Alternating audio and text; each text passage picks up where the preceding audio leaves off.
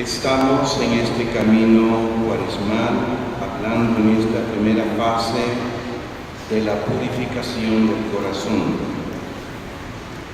Entre las hermosas imágenes que tiene este gran poeta profeta, hoy tomamos del capítulo 19 de Jeremías, que es nuestro norte, nuestro pedagogo hacia Cristo Jesús y hacia la contemplación. Vamos a tomar el símbolo del botijo de barro roto, que se relaciona por el mismo objeto con el otro símbolo de la vasija y el alfarero que hemos visto hace 8 días. La imagen es por tanto semejante a la precedente, pero con una diferencia notable. Mientras que la vasija de arcilla puede volver a hacerse si no sale bien, es reformable, el símbolo que consideramos hoy es el de una situación humana que una vez degenerada es rechazada, destruida. La reflexión sobre el botijo de barro roto va más al fondo, penetra aún más en el mal del hombre, nos presenta algo que es humanamente destructivo, es decir, el pecado. Nuestra reflexión precedente nos recordaba el principio y fundamento de la vida de Jeremías y de la nuestra, y este fue el eje sobre el cual nos movimos. Ahora, en esta tarde, vamos a dedicarnos conforme, pues, al esquema que nos hemos propuesto en estas charlas cuaresmales. Vamos a dedicarnos a la purificación del corazón, fijándonos en las páginas de Jeremías referidas al pecado y sus consecuencias, la ruptura de la alianza, la que no puede aceptarse en la historia humana porque lleva a la ruina. Veremos que en el capítulo 19 Jeremías realiza una acción profética. Nosotros comenzaremos leyendo el texto y tratando de captar su estructura interna, bastante complicada, para comprender luego el mensaje que contiene para nuestra querida ciudad, nuestras ciudades de este país, para unas ciudades modernas, como pues la nuestra, todavía una ciudad rural, en donde vemos en medio de la calle a vacas y caballos transitando entre las máquinas, los buses, los carros, una población que mayormente le da un valor agregado a un cultivo fundamental en esta región como es el tabaco, y un comercio bastante informal, y que justamente Estelí llama la atención en toda la región norte por ser la ciudad más dinámica, más movida en el comercio, y con todo lo que esto trae. Una ciudad todavía con aires rurales, pero está entregada al dinamismo secular. Y ustedes, muchachos, hermanos, que abren sus ojos y ven lo que se les dice diariamente en la caja loca, como suelo llamar a la televisión, o por la radio, cuántos ídolos nos van presentando cada día sobre día. Nos preguntaremos de qué modo estas fuerzas destructoras de la ciudad consumista e idolátrica actúan entre nosotros, en la ciudad secularizada también, que es nuestro corazón. Le hemos pedido a buen hermano que nos proclame la palabra. Podemos proceder a la lectura.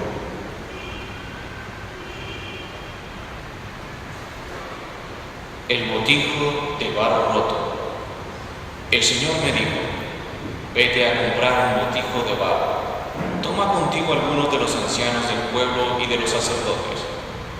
Sal al valle de Ben Hinnom, a la entrada de la puerta de la alfarería, y proclama ahí las palabras que yo te diga.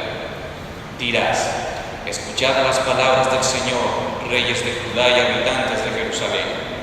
Así dice el Señor Todopoderoso, Dios de Israel: haré venir sobre este pueblo una desgracia tal que al que lo oiga le zumbarán los oídos, porque me han abandonado, han enanejado este lugar, ofreciendo en él incienso a otros dioses que ni ellos, ni sus antepasados, ni los reyes de Judá conocían, y han llenado este lugar de sangre inocente. Han construido santuarios a Baal y han quemado a sus propios hijos en su honor, cosa que yo no había mandado ni prescrito, ni se había pasado por la cabeza. Por eso vienen días, oráculo del Señor, en que en este lugar no se llamará ya Tofet, ni valle de Ben-Hinnom, sino valle de la matanza. Yo haré fracasar los planes de Judá y de Jerusalén en este lugar. Los haré caer a espada ante sus enemigos, a manos de los que buscan matarlos, y daré sus cadáveres como pasto a las aves del cielo y a las bestias de la tierra. Dejaré desierta esta ciudad y haré de ello un motivo de burla. Todo el que pase cerca se pasmará y silbará a la vista de tantas heridas. Les haré comer la carne de sus hijos y de sus hijas, y se doblarán unos a otros en angustia del asedio y en la miseria a la que les reducirán los enemigos que buscan matarlos. Romperás el botijo ante los hombres que te hayan acompañado y les dirás: así dice el Señor Todopoderoso. Yo romperé a este pueblo y esta ciudad como se rompe una vasija de arcilla, que ya no puede recomponerse. Se enterrará en Tofet por falta de sitio para enterrar. Esto es lo que haré con este lugar, oráculo del Señor, y con sus habitantes convertiré a esta ciudad en Tofet, y las casas de Jerusalén y las de los reyes de Judá serán impuras como el Tofet. Todas las casas en cuyas terrazas han quemado incienso a todos los astros del cielo y han derramado libaciones en honor de otros dioses. Al volver Jeremías del Tofet, donde el Señor le había mandado a profetizar, se detuvo en el atrio del templo del Señor y dijo a todo el pueblo: así dice el Señor Todopoderoso, Dios de Israel: voy a traer sobre esta ciudad y sobre todas las que dependen de ella la calamidad en que les había amenazado, porque se empeñaron en no escuchar mis palabras. Palabra del Señor. Te alabamos. ¿Puede pasar el texto, por favor? Está tomado de Jeremías 19, gracias, los 15 primeros versículos. Las palabras de esta intervención profética, como ustedes han podido escuchar, son muy fuertes, durísimas, y nos traen a la memoria algunas expresiones pronunciadas por Jesús sobre Jerusalén en el discurso escatológico que encontramos en Mateo 24, del 15 al 25, así como en su llanto sobre Jerusalén, que nos narra Lucas 19, 41 y siguientes. ¿Recuerdan cómo comienza la narración lucana? Cuando se fue acercando, al ver la ciudad, lloró sobre ella. Él viene del Monte de los Olivos, viene bajando. El Monte de los Olivos está más o menos unos 100 metros sobre la parte más alta del monte occidental, donde se asienta la ciudad de Jerusalén, y por lo tanto desde esa altura se domina toda la extensión de la ciudad que yace sobre los montes. Las palabras de Jeremías, que tienen una resonancia en la vida misma de Jesús, señalan la situación de una ciudad que abandona a Dios y se busca a sí misma. Bien, hagamos una lección, una relectura del texto que acaba de ser proclamado. Imposible ir verso sobre verso, voy a destacar nada más algunos puntos. Primero, este texto, complejo y con elementos diversos, parece también un poco desordenado, y los mismos exégetas han tratado de recomponerlo. Si ustedes leen, por ejemplo, este pasaje en la Nueva Biblia Española, en la Nueva Biblia Española hay un orden diferente, disponiendo de otra manera los versículos del capítulo. Es la Biblia que es conocida como Biblia del Peregrino. Los exegetas consideran efectivamente la hipótesis de que el capítulo 19 mezcla dos relatos, dos oráculos, dos neumín. El oráculo A sería la acción simbólica del profeta junto a la puerta llamada de alfarería. Jeremías, por orden del Señor, toma un recipiente y lo rompe. Luego va al templo y explica su acción pronunciando el oráculo contra la ciudad, que sería la primera parte de lo que se ha leído, versos 1 y 2 y verso 10. El oráculo B comprendería en cambio un discurso a la ciudad proclamado en el Valle de la Gehenna. Esta probable confusión la causa el verso 2, que dice: sal al valle de Ben Hinnom, a la entrada de la puerta de la alfarería. Quizás se trate de dos lugares diferentes. Uno es el valle de Ben Hinnom, donde tiene lugar el oráculo contra la ciudad. Otro, la puerta de la alfarería, donde se rompe el recipiente y luego se comenta la ruptura con un oráculo contra Jerusalén. No me alargo en la reconstrucción, si es correcta, no es correcta. Nuestra Madre Iglesia nos enseña a nosotros a tomar el texto tal como nos ha llegado y no alterar el orden ni suprimir versículos, ¿verdad? Y entre más oscuro es un texto, más debe ser respetado. Esa es norma número 1 que se le da al exégeta católico: respetar el texto tal cual está. No me voy a alargar en la reconstrucción, ya que tenemos que leer el texto tal y como nos ha llegado. Se trata en cualquier caso de dos oráculos sobre el mismo tema, y es comprensible que el redactor final del libro los haya reunido. Primera cosa que hago notar. Segundo, el texto presenta un doble ritmo paralelo. Hay una orden que cumplir y una orden que pronunciar. Luego una segunda orden que cumplir y una segunda orden para pronunciar. Así, los versos 1 y 2a-b dicen: el Señor dice a Jeremías que compre un barril de barro y que vaya a un lugar de la ciudad. Es la orden de cumplir una acción, y como el relato del alfarero resulta misteriosa, enigmática. Verso 3: dirás: escuchad la palabra del Señor. Es la orden de pronunciar un oráculo que es bastante largo, y yo voy a detenerme en profundizar nada más este oráculo en su punto central, el verso 4. Pero sigamos viendo la estructura narrativa. En el verso 10: romperás el botijo. Después de la acción de comprar, una nueva acción, precisamente la de romper el botijo comprado. Verso 11 sigue la orden de decir algo: y les dirás: Koh Amar Yahvé Sebaot. Así dice el Señor Todopoderoso. En el verso 14 se supone que se ha ejecutado la orden, porque Jeremías vuelve a la puerta de donde el Señor le había enviado y se detiene en el atrio del templo. En el verso 15 leemos la profecía con que concluye el capítulo. Así dice el Señor Todopoderoso, Dios de Israel: voy a traer sobre esta ciudad y sobre todas las cosas que dependen de ella la calamidad con que les había amenazado, porque se empeñaron en no escuchar mis palabras. Esto es grave.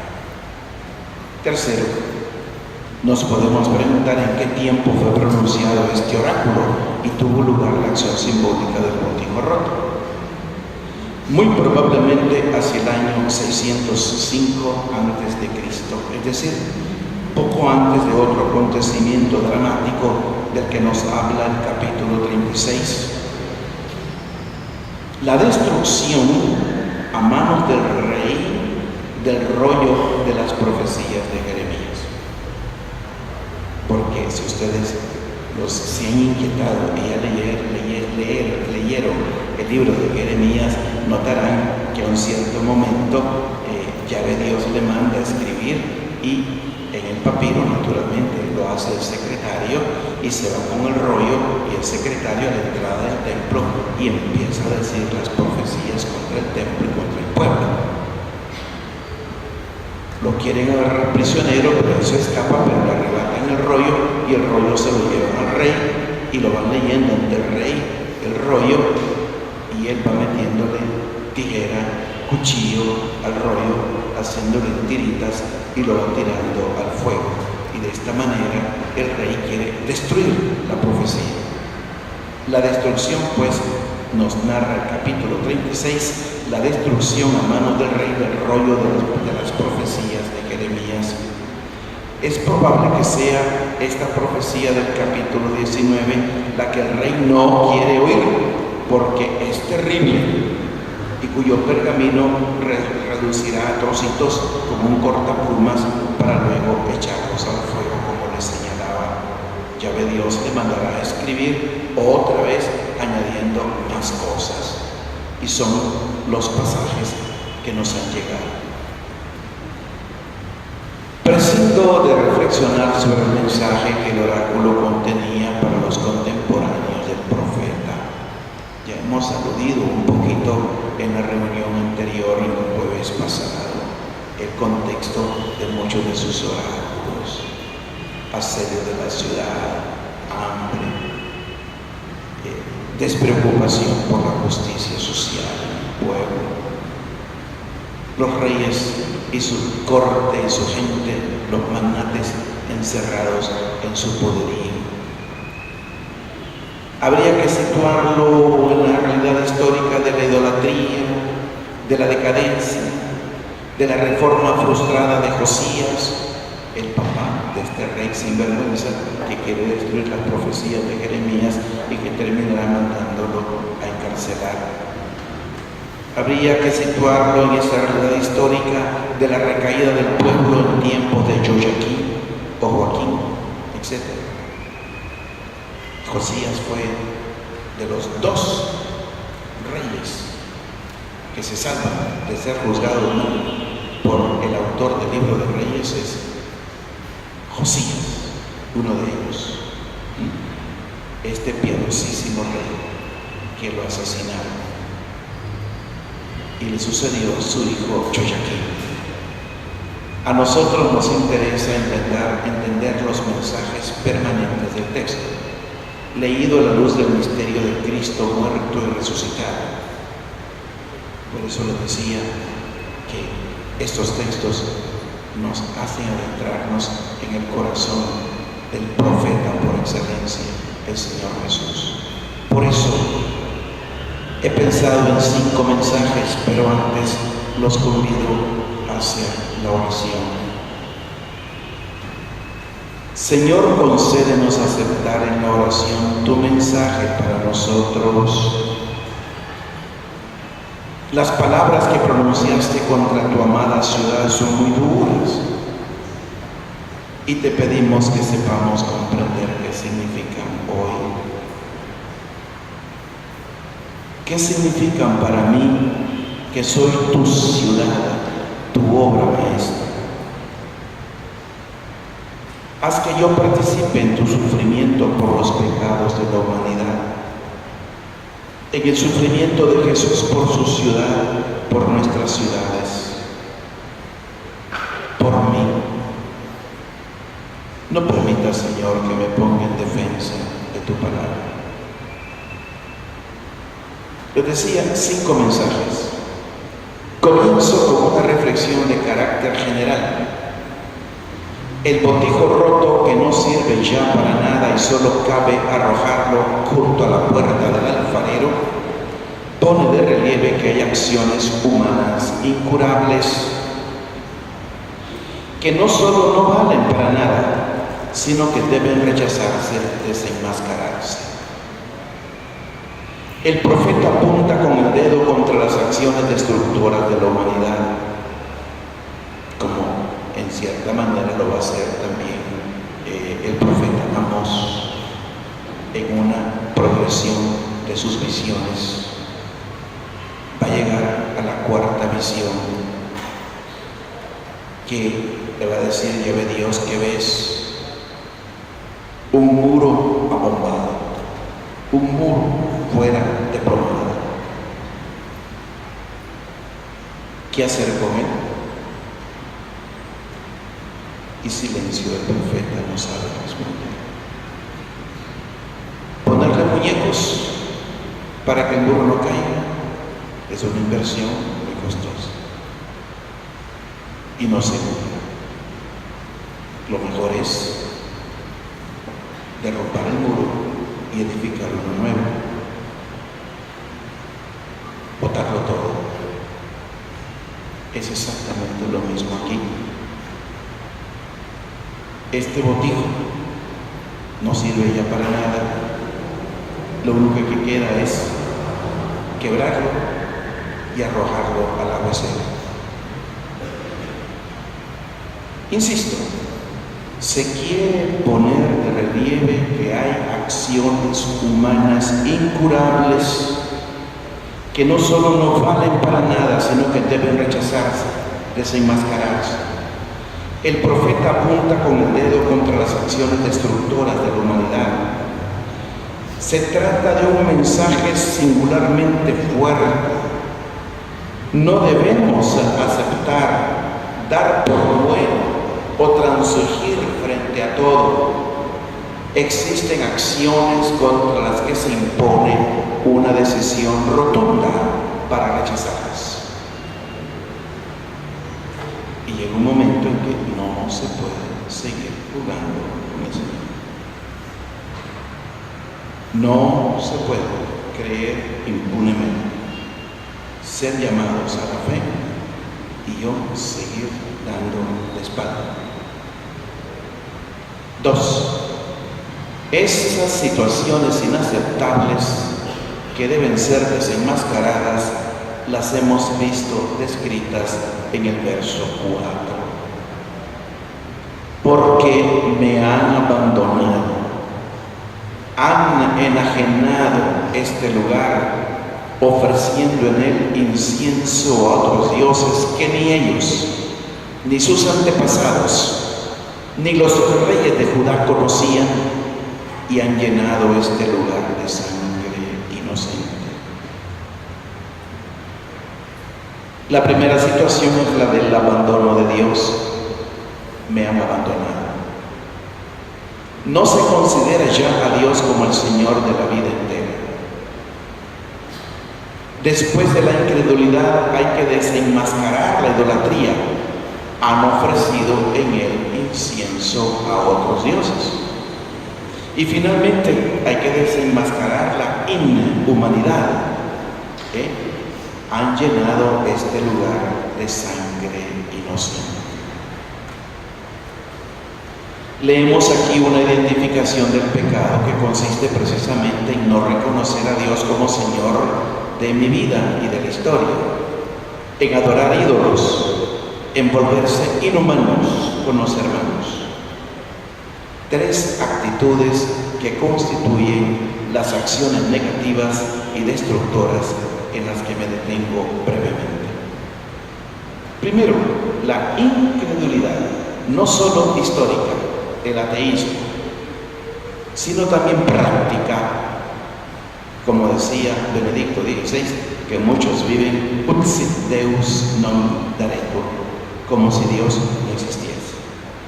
No se lo niega, pero Él está bien en su cielo y aquí yo debo defenderme como puedo.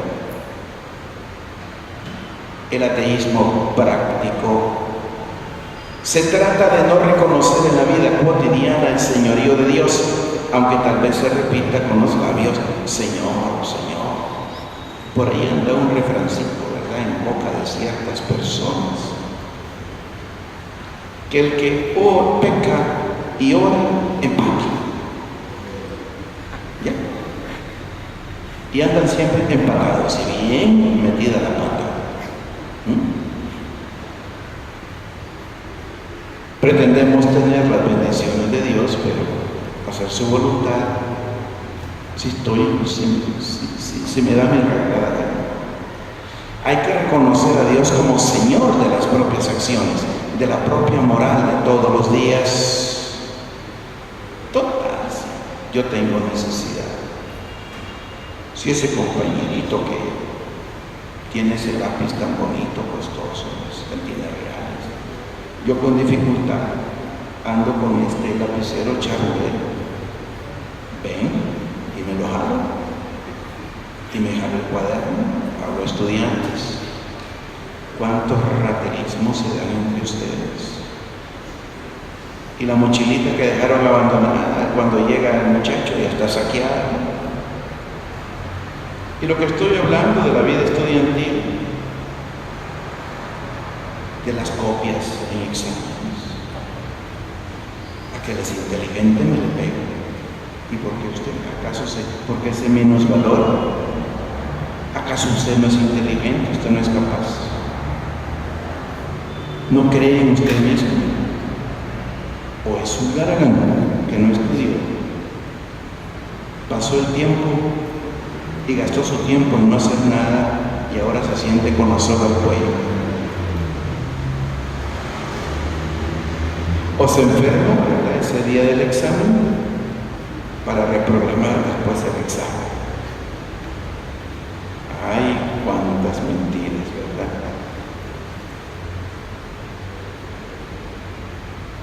Y pensamos que eso es lo más normal.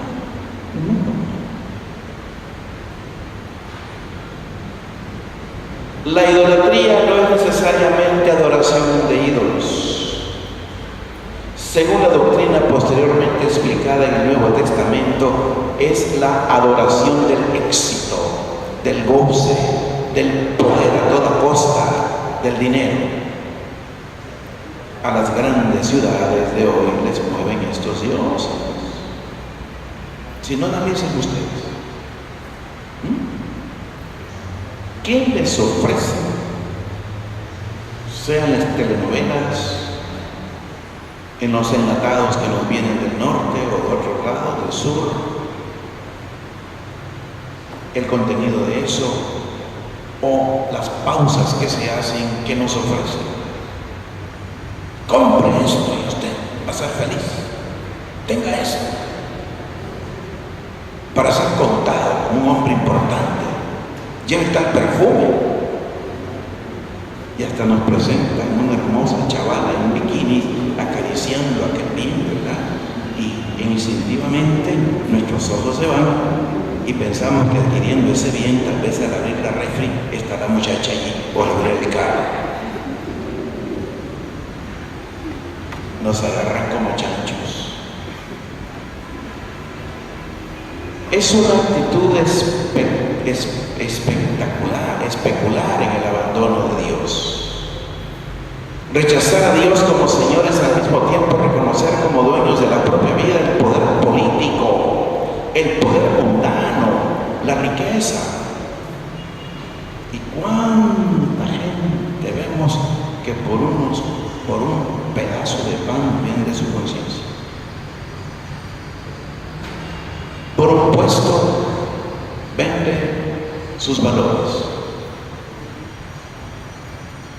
y se escuda en tantas cosas. No niego que una golondrina no hace verano y que para transformar desde dentro una realidad se requiere en verdad una gran fortaleza y un trabajo en equipo arduo. Pero tanta gente se quema y se la come el medio ambiente y termina haciendo aquello por lo cual criticaban y no daban su sí a ciertas acciones. Como una vez una señora ya tardecita me buscó llorando. Una mujer noble que yo conocía y su hermano también, mayor que ella. Y estaba apesarada, avergonzada. ¿Cómo podía ayudarle a su hermano? Que el anciano, ya en la recta final de su vida, ante los problemas económicos en que se había envuelto, se dedicó a ser pusher de la droga. Y supo por confidencias que ya la policía le andaba pisando los pies. ¿Cómo hacer para limpiar? ¿Qué podía yo decir?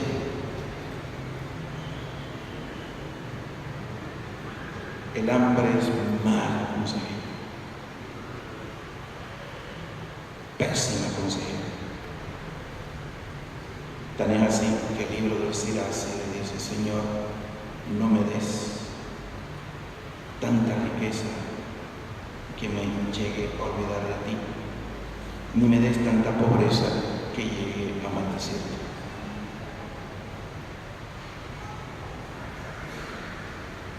Rechazar a Dios como Señor es al mismo tiempo reconocer como dueños de la propia vida el poder político, el poder mundano, la riqueza.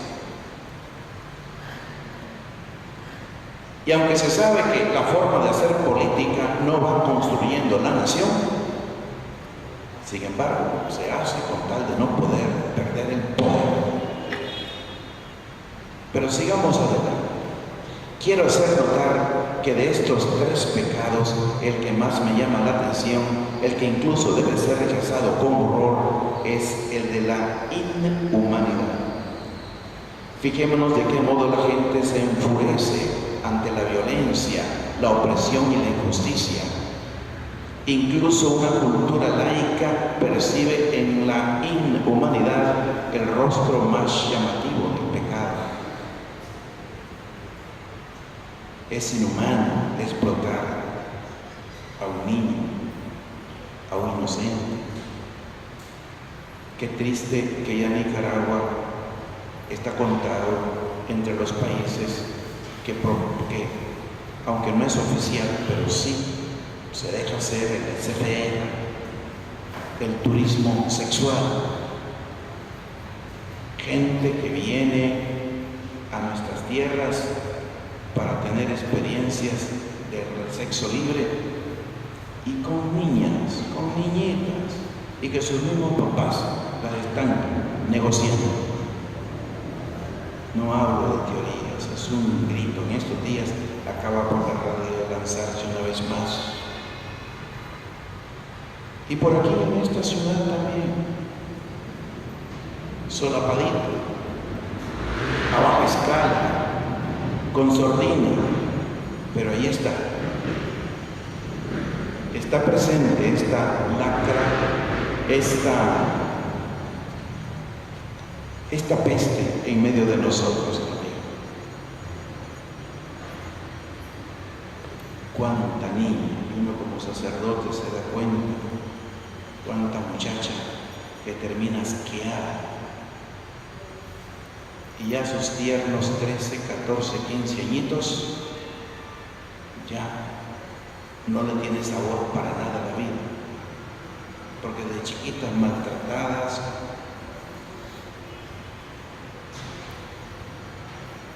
cosificadas por sus propios parientes, a veces hasta por sus padres,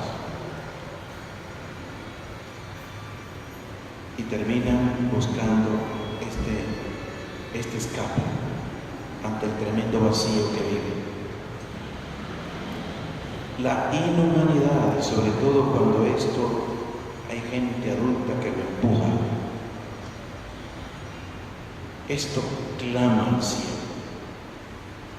No obstante, la ciudad secular frecuentemente no se da cuenta de que despreciar al hermano, odiar, tiene como raíz la idolatría, es decir, la adoración de sí mismo, del propio proyecto, la adoración del dinero y del éxito.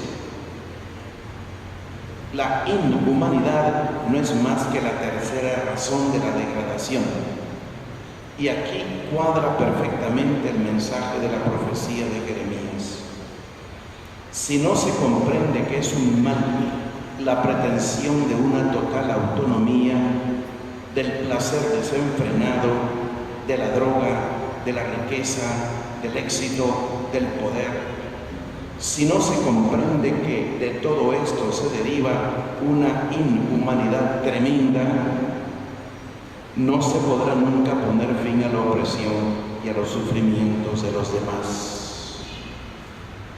Aún la gente que dice que actúa así con fuerza por defender la ley y la sanidad moral, mentira. Es su orgullo de mandar.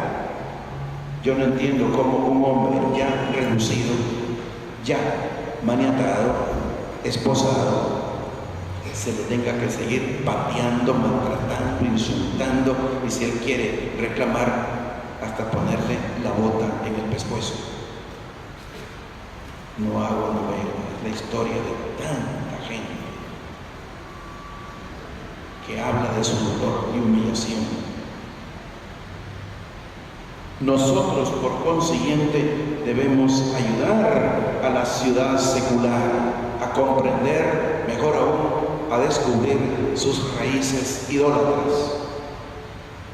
Ni siquiera basta eso, pues la idolatría a su vez se deriva de la incredulidad de haber olvidado quién es Dios. El hombre de hoy no acepta la alianza, no acepta al Señor como alguien con autoridad, como corresponsable de su destino, como el único al que hay que amar, adorar y servir. Si nuestras ciudades consiguieran enfocar la tríada diabólica, incredulidad, idolatría del éxito, del poder, inhumanidad, podrían cortar más fácilmente la raíz de la injusticia y del pecado social. Pecado social que se gesta en nuestros hogares. ¿Verdad que ninguno de nosotros votaríamos por un político que nos presente esos antivalores? Todo lo contrario. En sus campañas nos hablan de otra forma.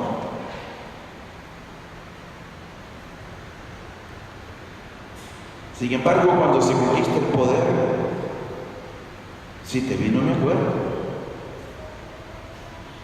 y empujan a que sus seguidores actúen de la misma forma. La profecía de Jeremías es importantísima porque llega al fondo del mal, presenta un análisis muy lúcido de lo que es motivo del desorden y la decadencia de las naciones. Recuerda las tres actitudes que producen situaciones irreparables destinadas a autodestruirse: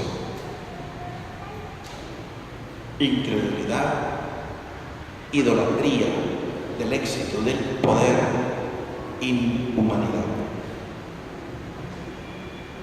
Hemos puesto de relieve que las grandes megápolis, en su dinámica negativa, han perdido el sentido de Dios y apuntan a ambiciones desenfrenadas que son símbolo de inhumanidad. Es interesante en esta visita a México todo lo que el Papa ha venido diciendo y los acentos que ha colocado y dónde él ha querido ir, y la energía en denunciar la transformación de un México que en el fondo es creyente, pero que todo este pecado de la ciudad hace que muchos hijos de esta patria, desde México, hagamos Nicaragua, tienen que salir de este país porque aquí no hay que comer. Y el país deja de ser un país de oportunidades, porque si yo no me alisto en lo que esa inhumanidad, esa idolatría va marcando, no prospero. No hay trabajo, mi negocio no prospera, me lo mutilan, me persiguen. fondo del corazón algunas palabras del Evangelio de Lucas que podríamos traducir así. Ay de ti, ciudad secular, que confías en tus riquezas. Ay de ti que gozas de tu saciedad convirtiéndola en ídolo. Ay de ti que te burlas de los demás sarcásticamente como si nada te faltara, cuando te falta lo más importante. Ay de ti que pones todos tus deseos en el éxito social y político. He parafraseado los 3 ayes que aparecen en Lucas 6, de 24 a 26. Jeremías ve a Jerusalén como una gran ciudad que, olvidando a Dios y haciéndose idólatra, oprime al pobre, y por eso su profecía es un llanto. Bien sabe él que la ciudad de este modo se destruye a sí misma. Qué enorme desfile de muchachos y muchachas en esos días, pidiendo beca, pidiendo una firma. Y cuando uno sondea, ¿por qué? ¿Qué te pasa? Soy solo, mi madre ha salido del país a buscar el pan, estoy con mi abuela, o mi mamá está sola, lava y plancha, mi papá nos abandonó. ¿Cómo podemos hablar de desarrollo en una nación con gente que de entrada la maltratamos, no le damos las oportunidades en salud, en educación, en capacidad de prepararse para ganarse el pan con dignidad? Esto es doloroso. Hablan ustedes, muchachos, y espero que ustedes no sean ladrones de sus propios padres, del sudor de sus padres, y estén calentando silla en lugar de aprovechar el tiempo y estarse comiendo el plato de comida a lo tonto, a lo idiota, en forma irresponsable.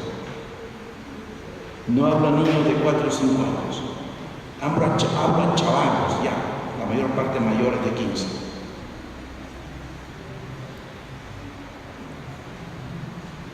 Jeremías ve a Jerusalén como una gran ciudad que, olvidando a Dios y haciéndose idólatra, oprime al pobre, y por eso su profecía es un llanto. Bien sabe él que la ciudad de este modo se destruye a sí misma. Yo he vivido en Ecatepec, no por años, sino por semanas, lo máximo un mes y pico. Y Ecatepec es una de las ciudades que visitó el Papa y de las más tremendas, más difíciles en la convivencia. Como también este libro. Ha disminuido un poquito esto de que echaron preso a los líderes de las pandillas en los barrios aquí del occidente de la ciudad. Semana sobre semana macheteados, la gente sitiada en sus casas, policías disparando y persiguiendo y metiéndose en persecución de muchachos. Esos muchachos son de la Salvatrucha, vinieron de El Salvador o Honduras. No, chavalos, hijos de esta tierra, nacidos aquí. ¿Por qué ese desequilibrio?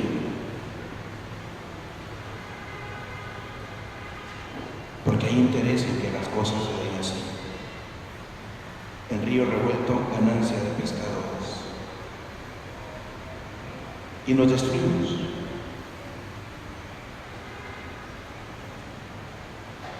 Se empieza a dar aquel fenómeno de colonias que empiezan a amurallar para defenderse.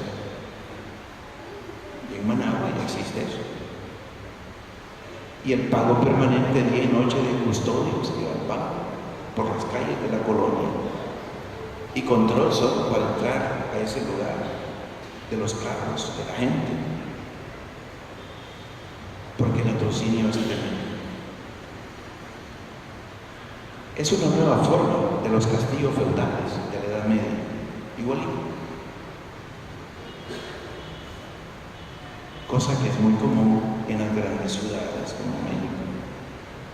Solo en el barrio de Coyo, acá, ella alcanza y sobra toda la población nicaragüense. Solo allí en ese barrio hay 8 millones de personas.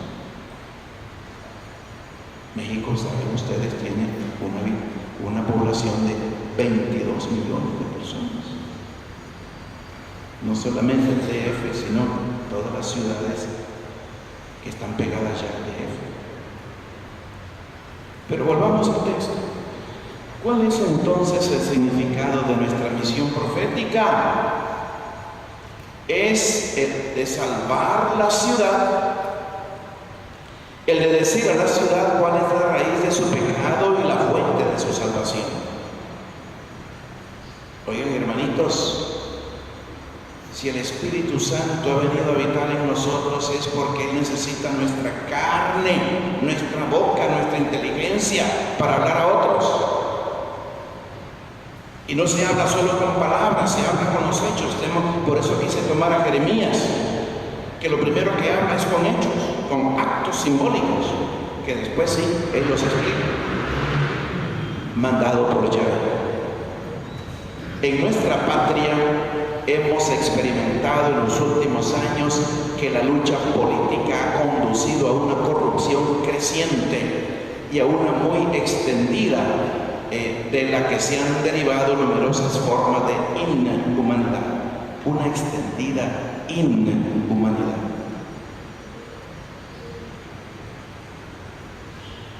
Descubrir todo esto significa descubrir las raíces de la decadencia de una cultura y de una civilización. Cuánta inocencia aplastada, destruida. Porque una civilización puede construir los rascacielos y realizar grandes obras técnicas, aunque por dentro se esté corrompiendo. Debajo de los inmensos puentes magníficos de Nueva York, cuánta podredumbre, cuánta corrupción. No hablo de hoy, los he corrido por esas calles, he estado en esos lugares. Me ha tocado vivir en el Bronx. Ya tengo un sacerdote de aquí de la diócesis, el padre Rito Dávila, que está ayudando a un sacerdote que lo acaban de nombrar obispo a sus 71 años. Y todas las noches se oyen las carreras, los aullidos de las sirenas de la policía y los balazos y las balaceras. Tan es así que uno no puede salir ya a ciertas horas a la terraza porque una bala lo puede alcanzar. Y son los riesgos que corremos por aquí también. Porque El Salvador no está lejos, está a pocos kilómetros.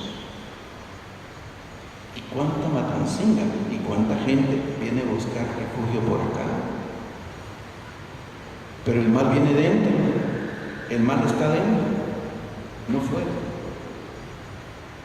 Dentro del corazón, muchachos, por eso la importancia de salvaguardar el corazón.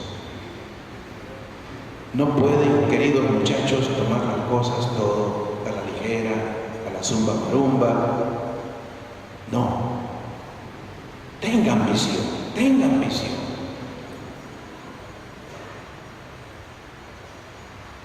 Jeremías trata de salvar la ciudad con un grito profético. Jesús la salvará dando su vida, muriendo por la ciudad. Cada uno de nosotros tiene la misión de convertirse en intercesor como Jesús, de dar la vida por su ciudad. Yo no sé si aman su ciudad. Donde nacieron, donde vivieron, donde corrieron de niños. Como conclusión de esta cuarta reflexión me pregunto, ¿cuál es el contrario de la tríada perversa: incredulidad, idolatría, inhumanidad. ¿Cuál es lo contrario? La respuesta es fácil. Las bienaventuranzas, que son la presencia de Dios Rey. Bienaventurados los pobres, porque el Señor será su Rey. Que son la justa estima de los bienes.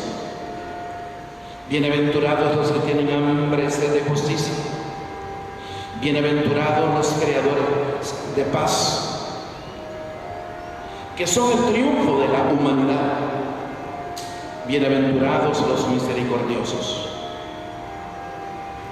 La proclamación que contrasta con las amenazas proféticas de Jeremías son las bienaventuranzas. Jóvenes, supongo que ustedes se confiesan, ¿verdad? Y que preparan sus confesiones. ¿En base a qué hacen su examen de conciencia? ¿Al decálogo? Sí, eso lo aprendimos en preparar la primera comunión y nuestra primerísima confesión. Pero no podemos quedarnos en ese nivel, muchachos. ¿En base a qué hacen su examen de conciencia? ¿No les parece que ese punto de referencia para examinarme está en las bienaventuranzas? Que es la constitución de los hijos de Dios, la constitución del reino de Dios. Así pues, nuestra predicación profética debe, por una parte, como la de Jeremías, señalar, denunciar los grandes males de la ciudad, y por otra, proclamar las bienaventuranzas como salvación de la ciudad a partir de los pobres. ¿Notan ustedes por qué el Santo Padre tanto insiste en este tema? La ciudad secular está dentro de nosotros, queridos hermanos, y debemos reconocerlo. No existiría fuera si no la tuviéramos dentro. Recuerden las palabras de Jesús: del corazón del hombre, dice Jesús, nacen los malos pensamientos, nacen las acciones malas. Por consiguiente, una ciudad incrédula, indiferente, idólatra, inhumana, no existiría si no estuviera en nuestro corazón. Igual que los ciudadanos que no honran a su patria y atentan contra la paz social. Todo nace de la ambición del corazón. Por eso debemos en primer lugar luchar contra la ciudad que hay dentro de nosotros y examinarnos para entender cuánto espacio ocupa en nosotros. ¿Por qué digo ciudad dentro de nosotros? No estoy trayendo del pelo esto. Es parte de nuestra esencia humana.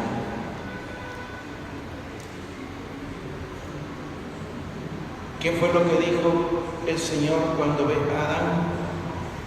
Que todas las tardes, según dice la Sagrada Escritura, al caer de la tarde, cuando ya refresca el día, Él bajaba al jardín, al campo, para platicar con su criatura predilecta, su imagen, porque ya ve Dios crea todo, y el último en venir a esta danza de la vida es el ser humano, el hombre.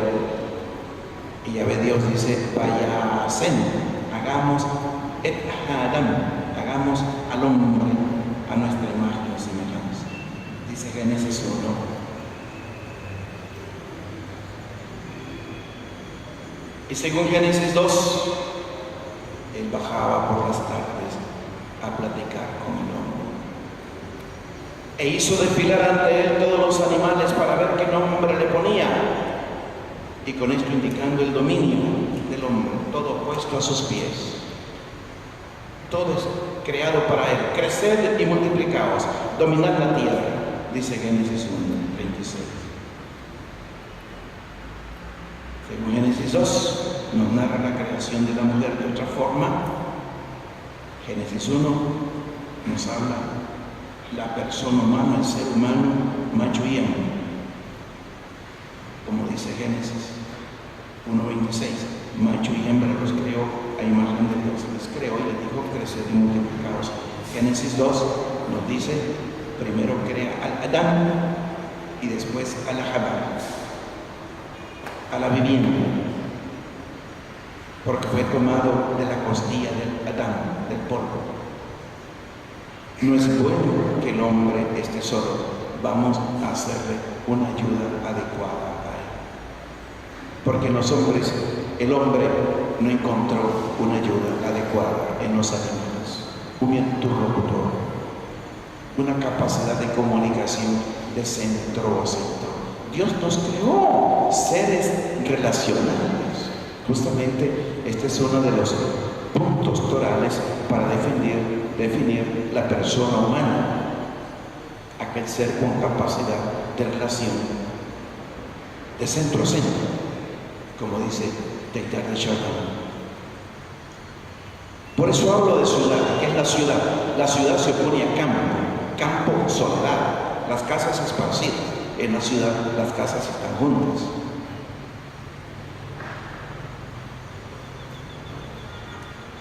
Ser el ser humano creado para relacionarse. Por eso hablo de la ciudad que llevamos. ¿Cómo nos relacionamos? Luchar en primer lugar contra la ciudad que hay dentro de nosotros, toda esa podredumbre, la falsedad de nuestra palabra, tan sagrada. Y examinarnos para entender cuánto espacio ocupa en nosotros. ¿Cuánto hay en mí de olvido del señorío de Dios? Señor, ¿eres verdaderamente Señor de mi vida y de mis acciones? ¿Obro de tal manera que obedezco a tu voluntad? Es el examen sobre la indiferencia práctica. Oiga, muchachos, no crean que estos exámenes se hacen nada más para irse a confesar allá una vez al año. Estos exámenes se deben hacer diario. Caminé yo en la presencia de mi Señor en esta jornada y voy con la mente pasando desde que me levanté hasta el momento que estoy allí haciendo mi examen. ¿Quieren progresar en sabiduría? ¿Quieren progresar en humanidad? Hagan su examen diario.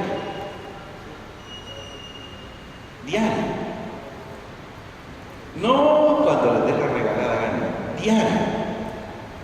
Y verán ustedes cómo el amor de Dios va a ir dominando el corazón de ustedes. Y ustedes serán más humanos. Porque Papá Dios nos creó no a modo angélico, no al modo de los ángeles, sino a modo humano. Sabe de qué barro estamos hechos. Y Él por eso mismo da un cuidado todo especial a cada uno de nosotros. ¿Cuánto hay en mí, en nosotros, de idolatría, de deseo de éxito, de triunfo, de gusto propio, de proyectos acariciados como ideal único, sin someterlos a la comunidad, a mi familia, a la comunión de los demás de la iglesia? Hablo también a gente que tiene liderazgo en nuestra iglesia. Muchos de los bochinches que se dan en pequeñas comunidades, en los movimientos, justamente nacen de allí, de ese afán de poder.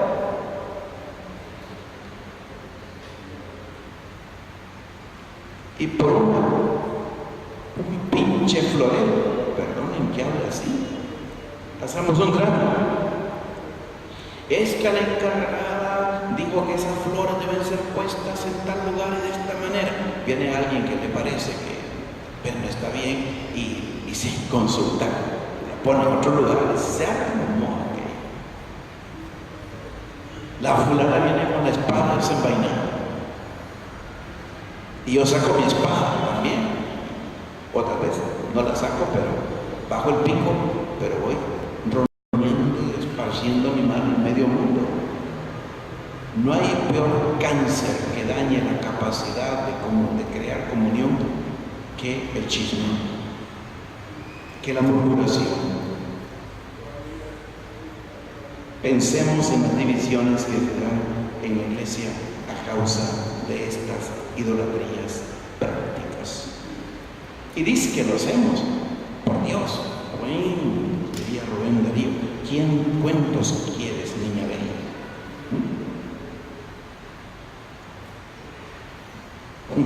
Es nuestro egoísmo. Y me lo digo a mí mismo, que tengo autoridad en la iglesia y que yo no busqué. Y que uno tiene que ser muy humilde para saber ejercer.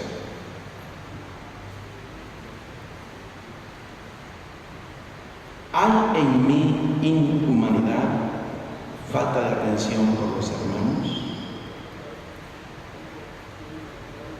Si nos examinamos atentamente, veremos que hay en nosotros por lo menos un poco de la inhumanidad de los sacerdotes que iban por el camino de Jericó. No se detuvieron ante el herido porque estaban muy preocupados por ellos mismos. Dice que al culto, al templo, ofrecer al culto. No, en el fondo era suyo.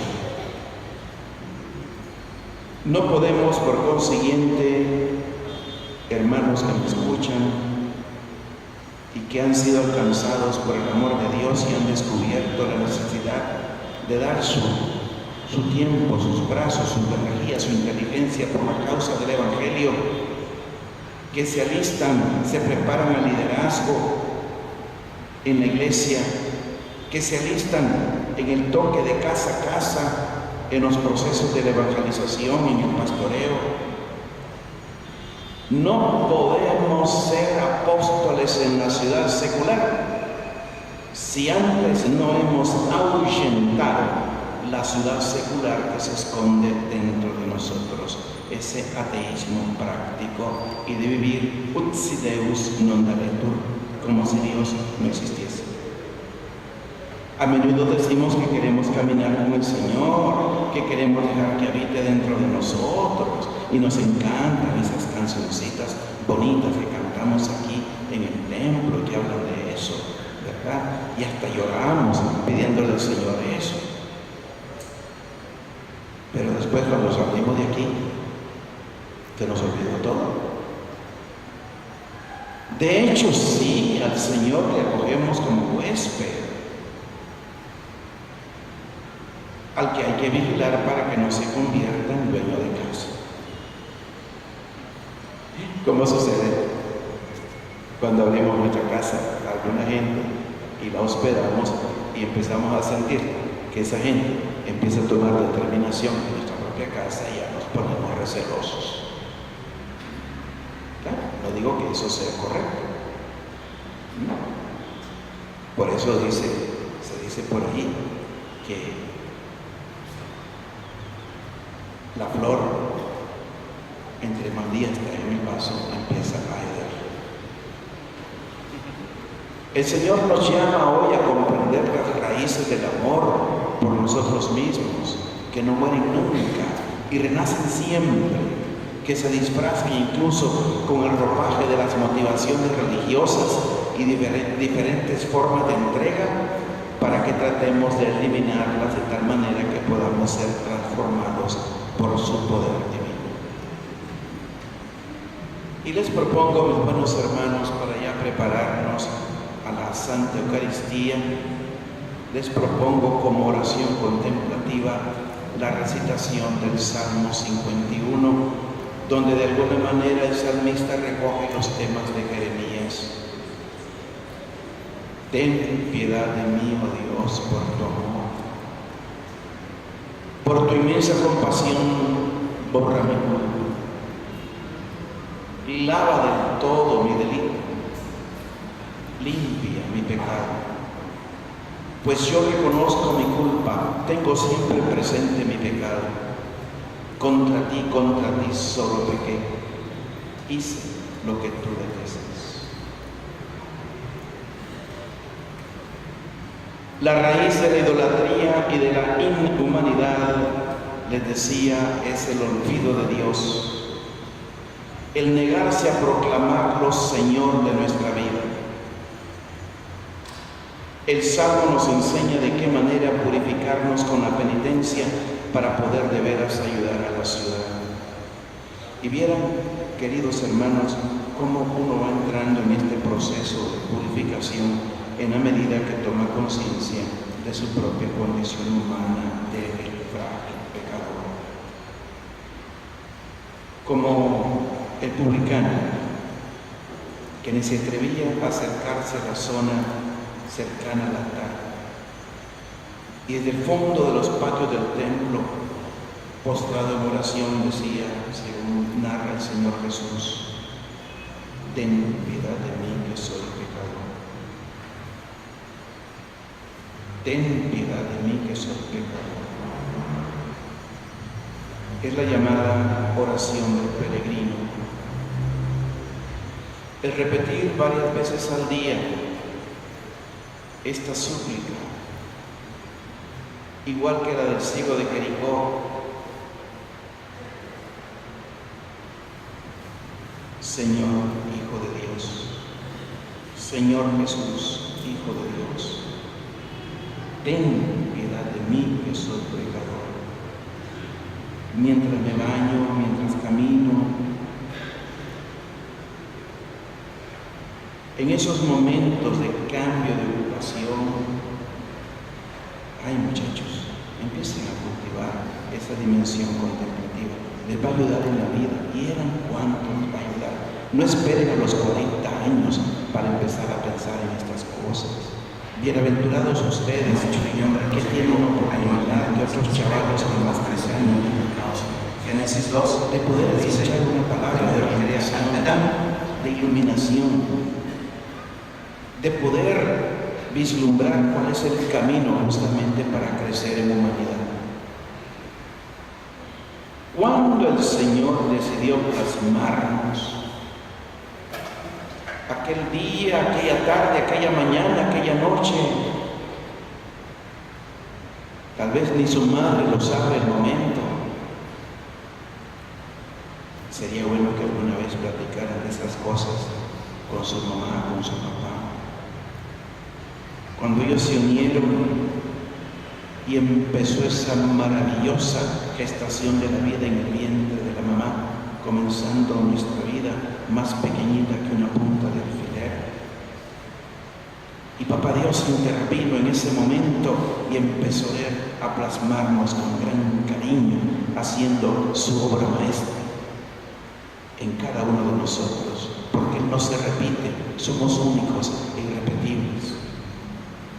Cuando el Señor pues decidió plasmarnos igual que el alfarero modela la arcilla, asumió una carga tan pesada que dejó que clavaran a su Hijo en la cruz, con tal de realizar la obra de formar en nosotros que esa gente empieza a tomar determinación en nuestra propia casa y a por eso vencemos.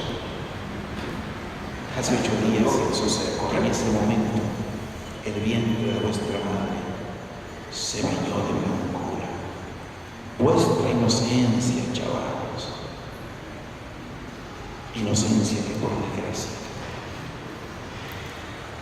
la perdimos a veces en la misma infancia, cuando debemos ser protegidos y custodiados por el calor de una familia. Contemplando la cruz, queridos muchachos, y si los muchachos no entienden esto, estoy seguro que los mayores que están aquí y los que me escucharán por la radio y la televisión